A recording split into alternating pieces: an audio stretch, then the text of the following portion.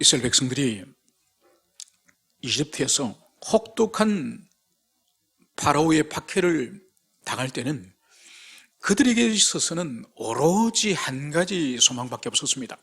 그것은 바로 이 이집트를 벗어나는, 그래서 해방과 자유를 입는 이거 외에는 이스라엘 백성들은 아무 생각 없이 이집트를 탈출한 것이죠. 그러나 그들은 아무 계획이 없었고 아무 생각이 없었지만 하나님마저도 아무런 계획이 없었던 것은 아닙니다. 하나님이 이들을 탈출과 함께 모든 계획들을 치밀하게 주님께서는 세우셨음을, 그것을 볼 수 있습니다. 그래서 이스라엘 백성들이 시내산에서 1년 동안 무슨 일이 있었습니까? 바로 그들이 시내산에 당도했을 때에 주님께서는 그들에게 옷을 빨고 그들 자신을 정결케 하여서 제일 먼저 하신 일이 바로 언약을 체결한 그 일이죠.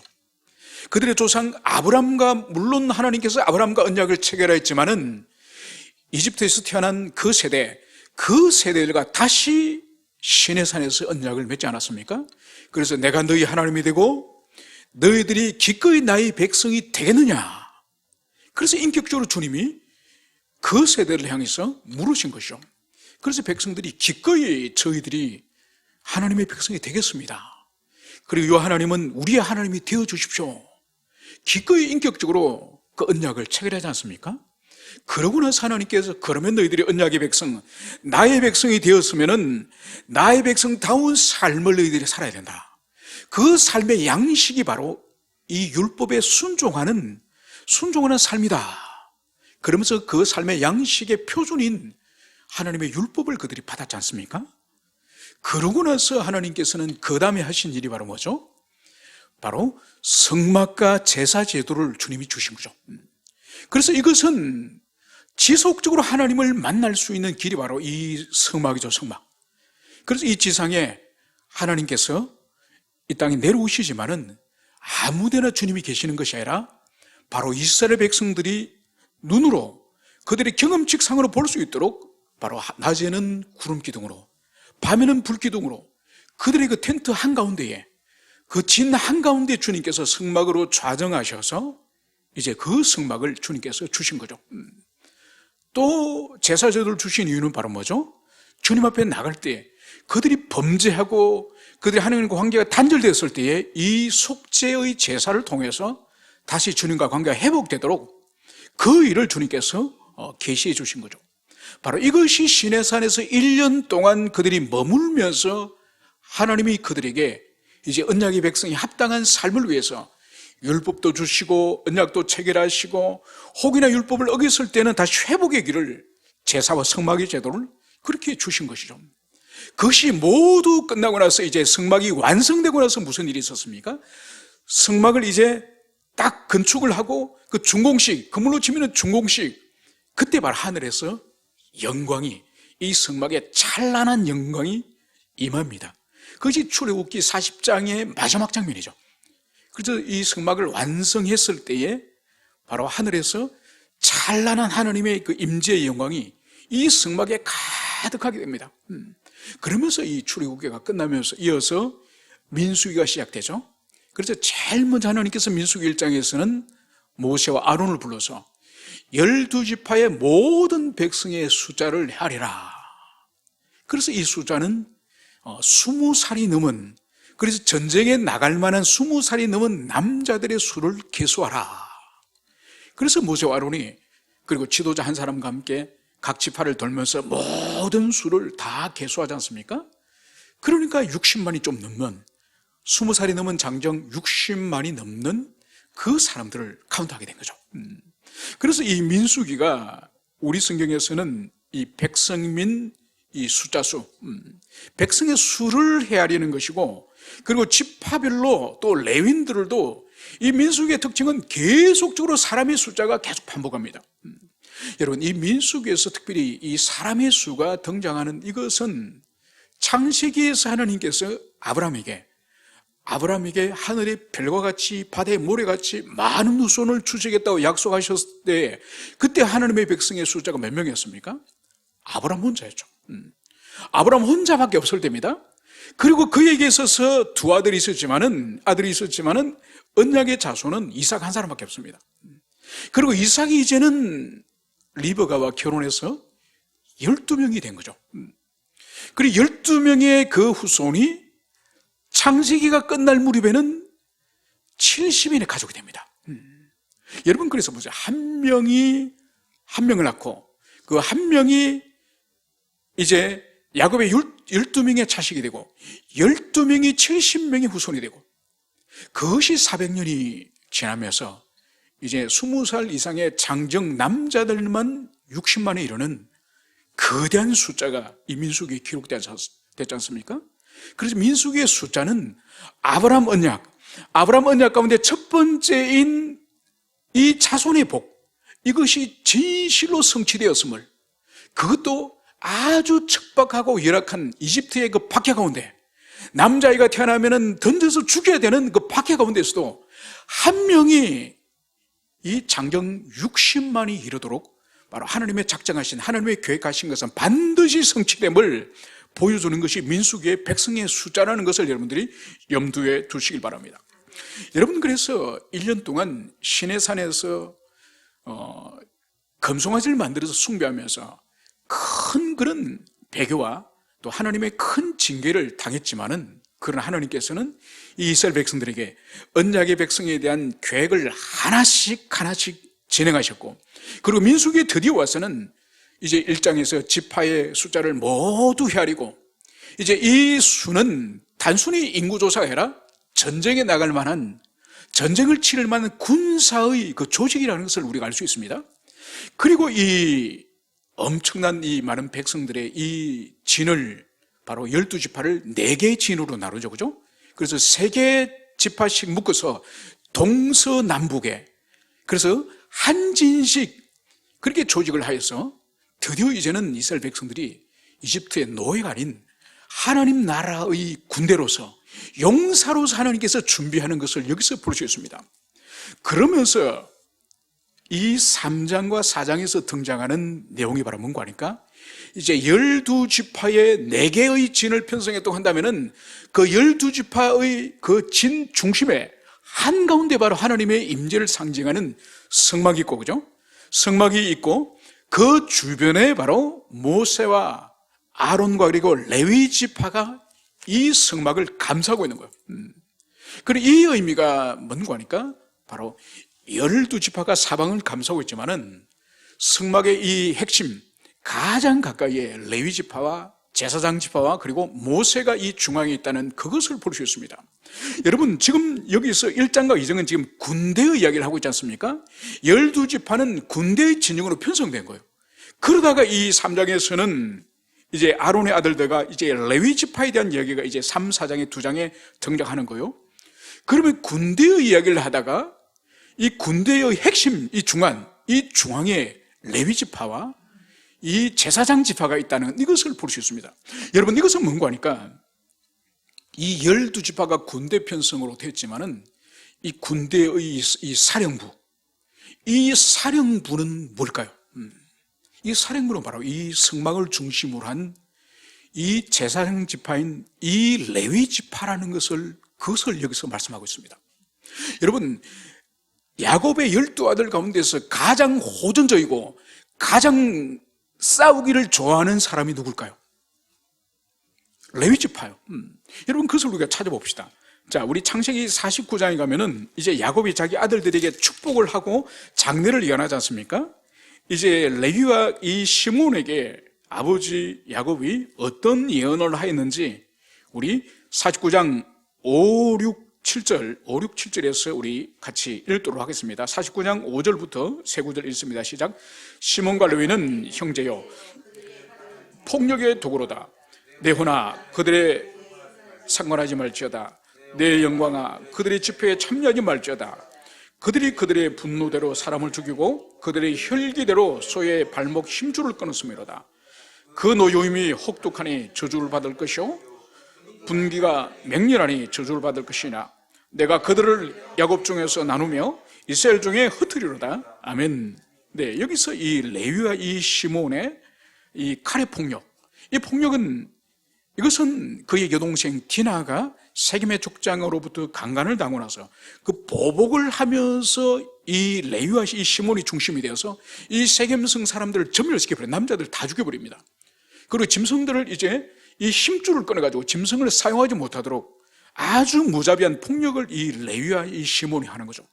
그래서 아버지 야곱이 죽어가면서 이제 자식들에게 마지막 유언과 장례를 이제 예언하는 것이 바로 이 5, 6, 7절이죠. 그래서 이들의 칼의 폭력이 얼마나 잔인하고 강인했는지 그것을 말씀하고 있고, 그리고 이들의 이 분노가 맹렬함을, 그리고 혈기가 맹렬함을, 이것을 여기서 언급을 하고 있습니다. 여러분, 그렇게 볼 때에 이 12지파 가운데 가장 호전적이고 또 가장 이렇게 살육을 서슴지 않는 이 맹렬한 이 열기를 가진 사람은 이 레위지파요. 여러분, 그러니까 유다지파를 비롯해서 12지파가 이 성막을 둘러싸고 있지만은 핵심적인 이 사령부, 그래서 앞으로 전쟁을 일으키고 이제는 적군과 싸워야 될 이 핵심적인 이 사령부는 이 레위지파를 중심으로 한 이 제사장들이 이 이스라엘 군대의 지휘부라는 것을 볼 수 있는 것이 바로 이 성막 주변을 이 레위지파가 감싸고 있다는 것을 여기서 볼 수 있습니다. 여러분, 그래서 이 레위지파는 다른 어떤 지파와 달리 유다지파나 다른 지파는 외적과 싸워야 되지 않습니까? 이 레위지파는 외적과 싸우는 지파가 아니에요. 이 레위지파의 사명은 이 하나님의 임재, 하나님의 거룩을 상징하는 이 성막을 보존하는, 이 성막을 지키는 것이 이 레위지파의 본질적인 사명이에요.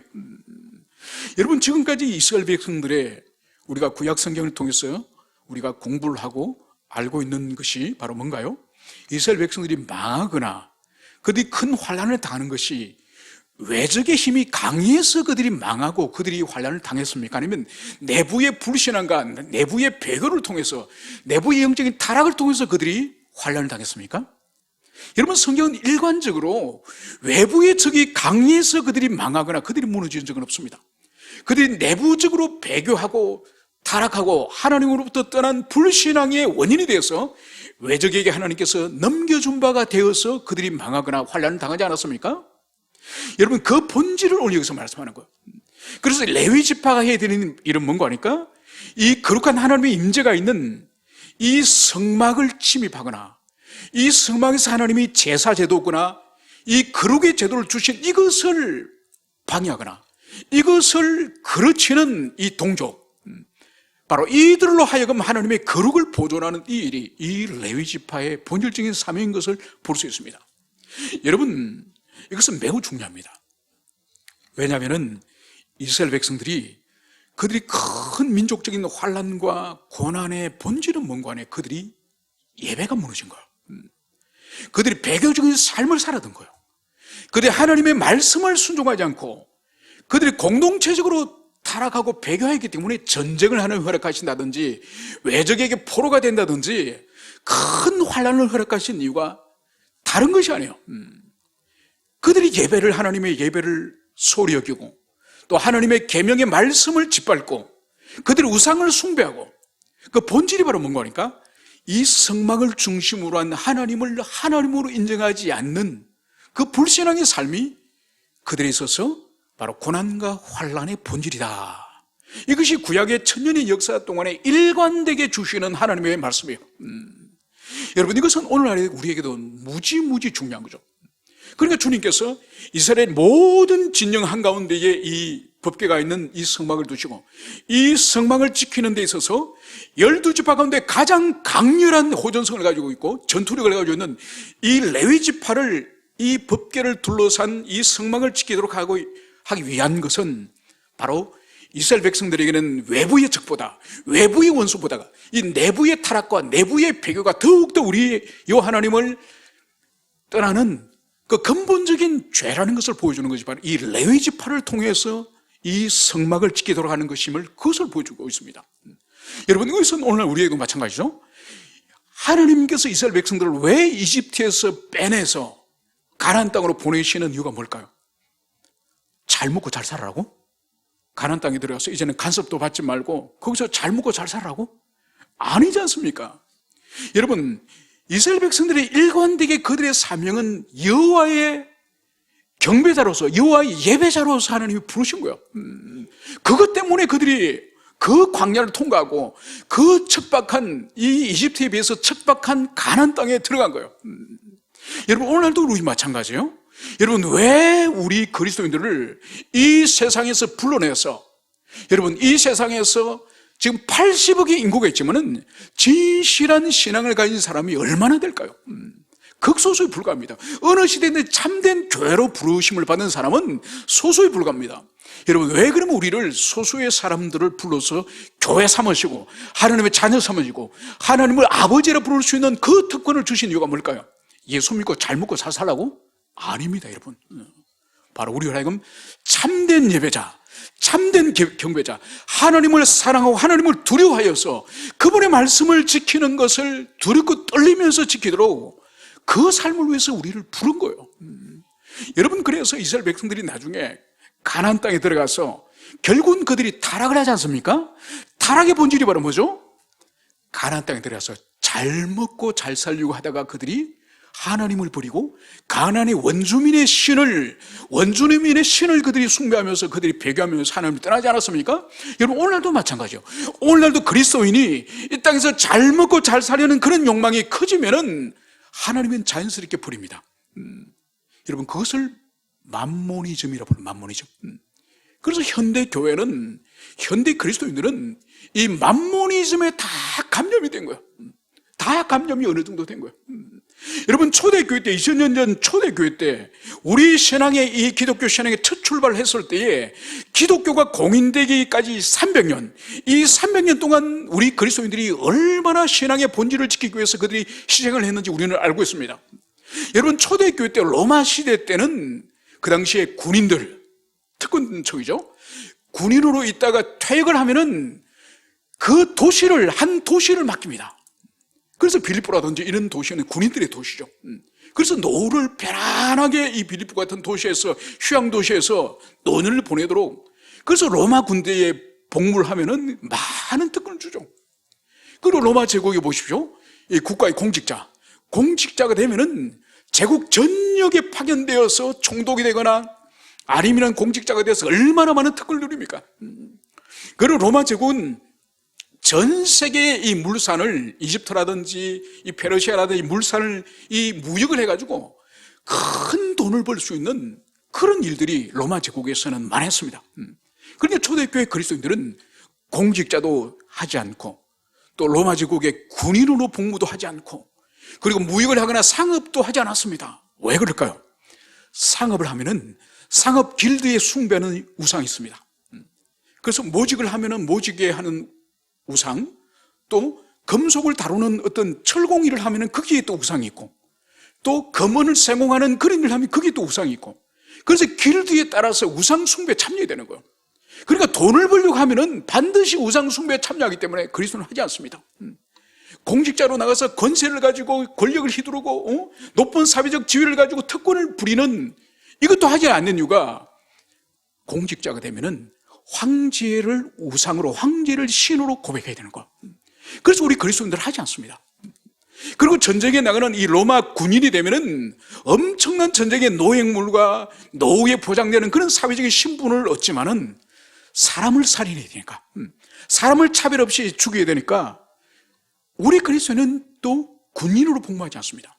그래서 초대교회 300년 동안 우리 그리스도인의 삶을 보면은 로마 제국 안에서 가장 가난하고 열악하고 가장 결핍되어 있는 그런 삶을 기꺼이, 억지로가 아니라 기꺼이 그들이 그 삶을 선택했던 거예요.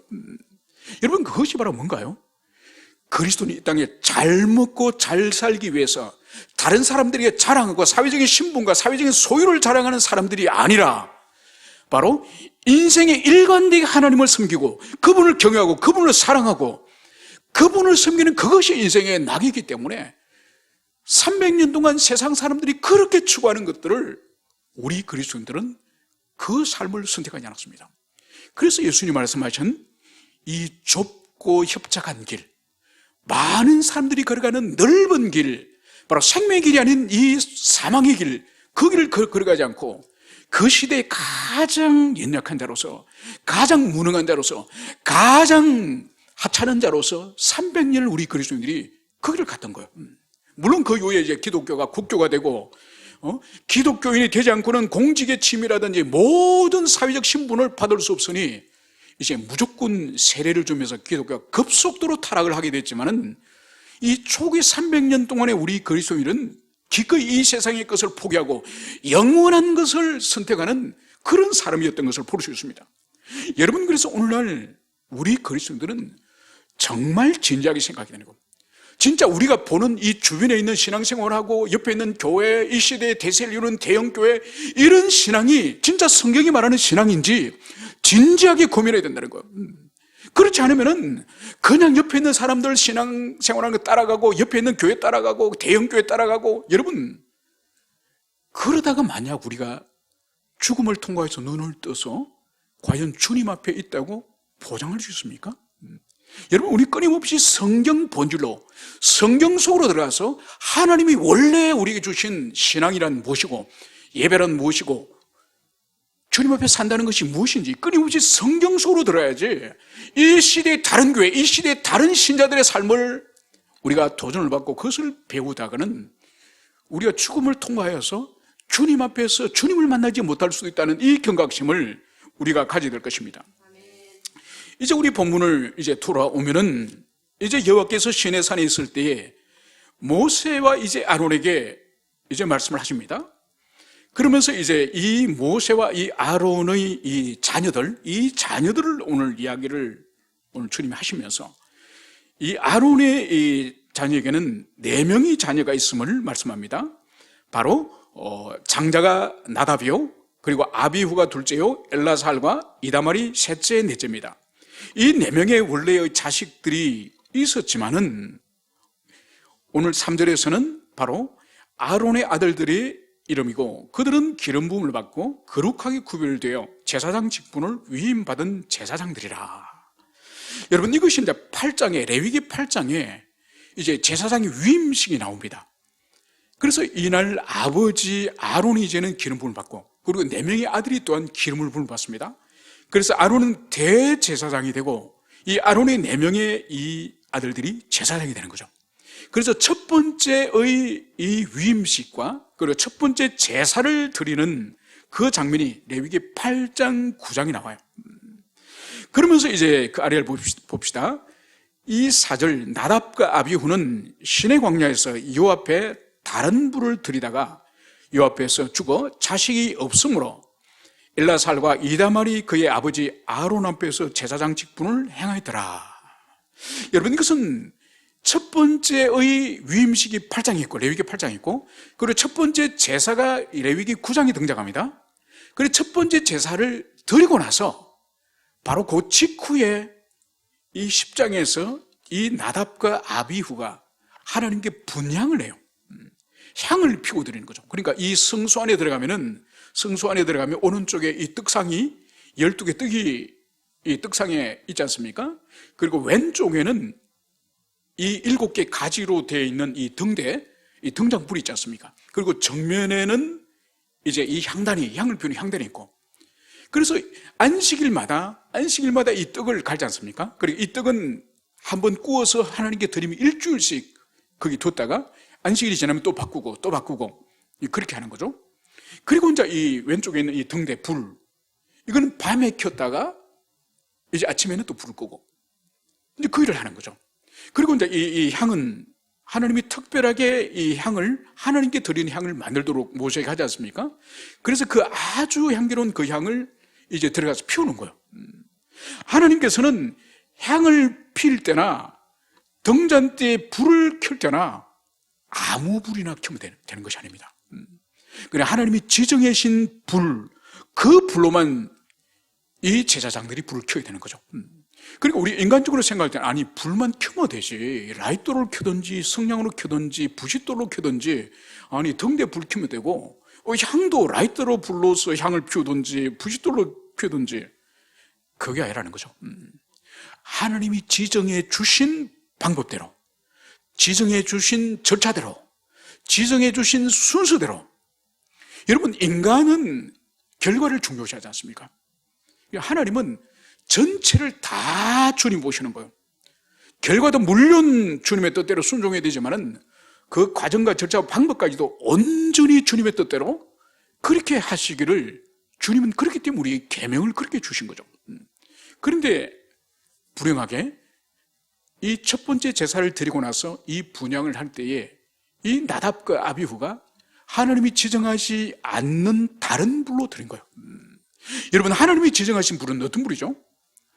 여러분, 번제단에 이제 첫 번째 제사를 드릴 때 번제단에 짐승을 이제 잡아서 올려놨을 때에 바로 하늘에서 불이 내려왔던 거예요. 이 하늘불이에요. 하늘불이 내려와서 이 번제단에 불을 확 짐승을 태운 거죠. 마치 갈멜산에서 엘리야가 이 발과 아세라의 우상 섬기는 제사장들과 대결하지 않습니까? 그때도 보십시오. 그 제단 위에 이 송아지를 가글대가 올려놓고, 그리고 거기에 막 물을 끼얹어가지고 도무지 불이 탈 수 없는 환경을 엘리야가 만들었지 않습니까? 그러고 나서 간절히 한번 기도했는데 하늘에서 불이 확 내려와서 그 송아지를 불태울 뿐만 아니라 그 제단 주변에 물을 뿌려놨던 물까지도 다 말라버렸죠. 그것처럼 바로 첫 번째의 이 제사가 바로 하늘의 불을 통해서 이 번제단에 이 짐승을 불태운 거죠. 그러고 남아있는 그 불씨, 그 번제단의 불씨를 가지고 바로 성막에 불을 켜거나 향을 불살려내거나 바로 이것을 사용해야 되는 거죠. 그런데 아마 이 아론의 두 아들들은 하나님이 지정하신 번제단의 불이 아닌 다른 불을 아마 드렸던 모양이죠. 바로 그래서 그때 이 성경은 이 번제단에 처음 이 제사를 드릴 때 여호와께로부터 불이 와서 태웠다 그랬거든요. 바로 그 불이 또다시 여호와께 불이 와서 이 나답과 아비후를 살랐다. 여러분, 얼마나 두려운 말씀이에요. 하나님의 불은 믿음으로 드리는 이 헌물, 이 제물을 불태워버리는 것도 하나님의 불이지만은 순종하지 않는 패역한 당신의 백성들을 불살아서 심판하실 때도 여호와의 불을 통해서 하나님께서는 형벌하신다는 그것을 볼 수 있는 거죠. 결국은 두 아들이 죽고 나서 이제 세 번째 아들과 이 네 번째 아들 엘라살과 이다말이 그를 대신하여서 이제 아버지 앞에서 제사장 직분을 행하는 것을 여기서 볼 수가 있습니다.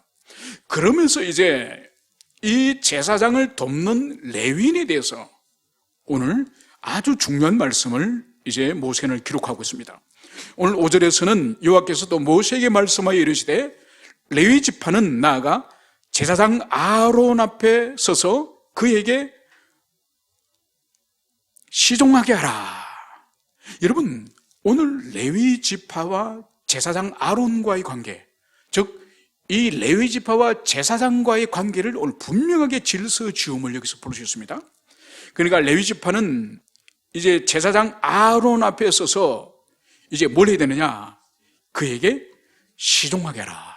여러분, 시종하다라고 우리가 번역을 하고 있지만은 오늘날은 시종이란 말을 잘 안 씁니다. 그죠? 그러니까 과거에는 어떤 고전들을 읽으면 시종장이라는 그런 단어가 저희 어릴 때는 사용했습니다. 그래, 오늘날은 시종장이 비서실장을 말하죠. 그죠? 비서실장을 말합니다. 그래서 시종하다고 번역을 하고 있지만 이것이 뭔가 하니까 도와라, 보조하라, 섬기라, 그런 의미예요. 여러분, 그러면 이 레위 지파의 사명은 뭐죠? 대제사장과 제사장을 섬기고 제사장의 사역을 돕는 역할을 하라. 이 말씀을 여기서 하고 있습니다. 여러분, 그래서 이 말씀과 이어서 오늘 우리가 묵상한 말씀 가운데에 보면은 이 대제사장이 이 레위인들을 통할하라, 통제하라, 이 말씀을 하는 것을 볼 수 있습니다. 그러니까 이것은 이 종적인 질서를 분명히 주님이 세워주시는 거죠. 이 대제사장을 비롯하여 제사장이 이 레위인들을 통제하고 레위인들이 어떤 업무를 지시하고 그것을 하라는 것을 오늘 하나님이 지정해 주신 거예요. 이거는 인간적으로 이 대제사장이 내가 대제사장이기 때문에 너희들은 내 말을 들어야 돼, 이것이 아니에요.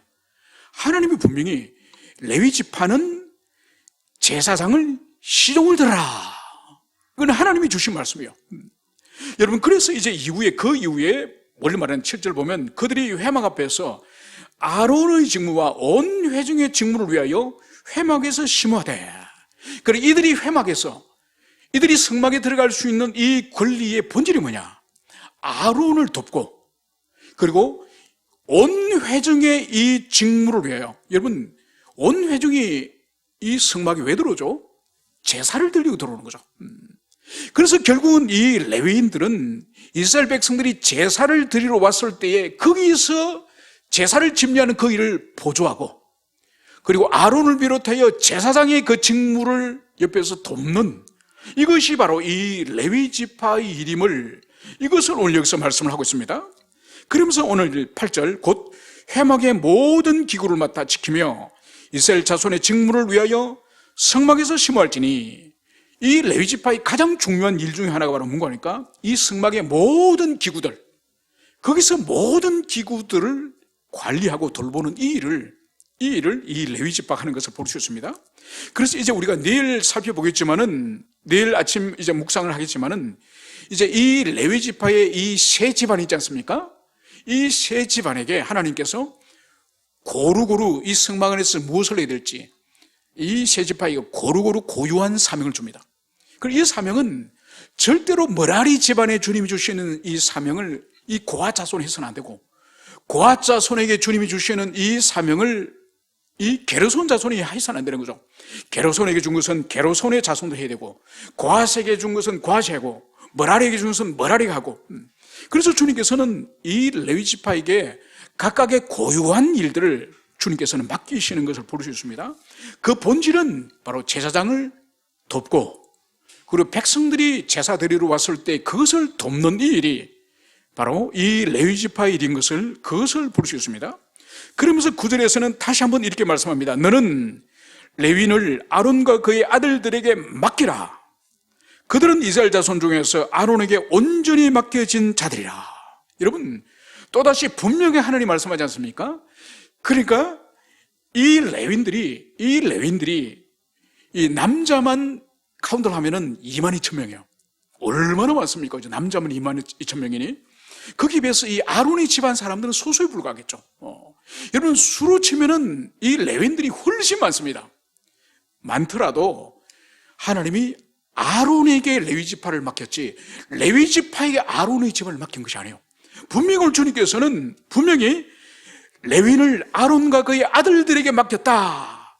이 종적인 질서, 이 관계적 질서를 분명히 말씀하고 있는 것을 볼 수 있습니다.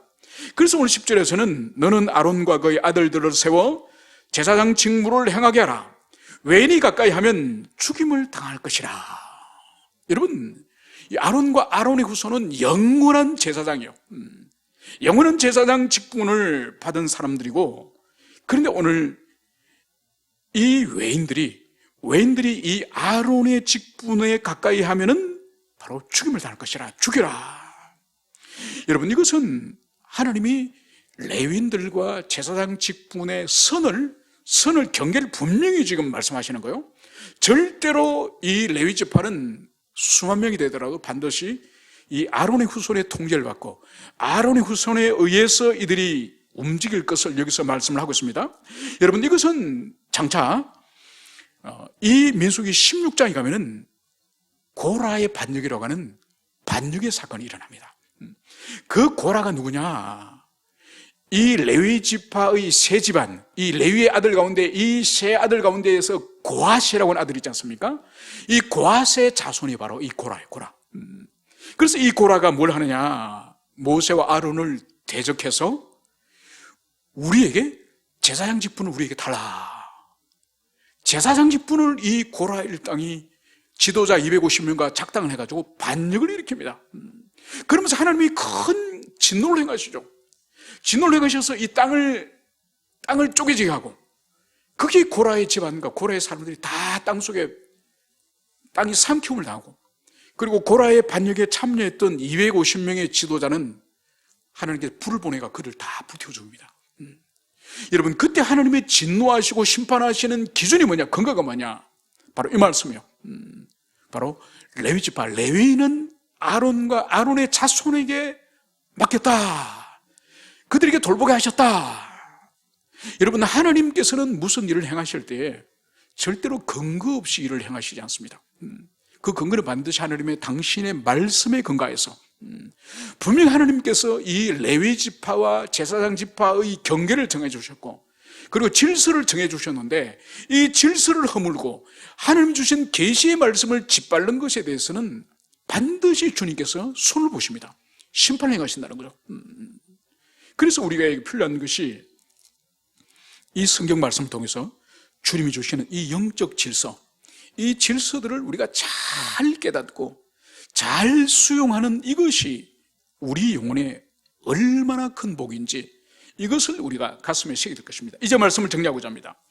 오늘 주님께서는 이스라엘 백성들의 이 진편성과 군대 편성과 그리고 이 사방에 이제 성막을 중심으로 해서 이 사방에 진을 치겠지만은 그 핵심에, 그 중심에는 바로 레위 지파와 제사장 지파를 두신 것은 바로 이들이 이스라엘 12지파와 이 4개의 진을 지휘하는 사령부인 것을, 그것을 보여주고, 이것은 바로 뭔가 아닌가?